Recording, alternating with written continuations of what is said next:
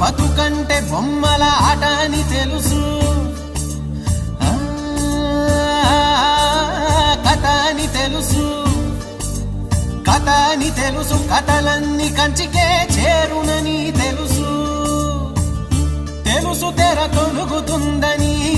తెలుసు తెల్లారుతుందని, తెలుసు ఈ కట్టె పుట్టుకుమంటదని, తెలుసు ఈ మట్టి మట్టిలో కలిసిపోతదని, ఎన్ని తెలిసి ఇరకాటంలో పడిపోతావు ఎందుకని మాయా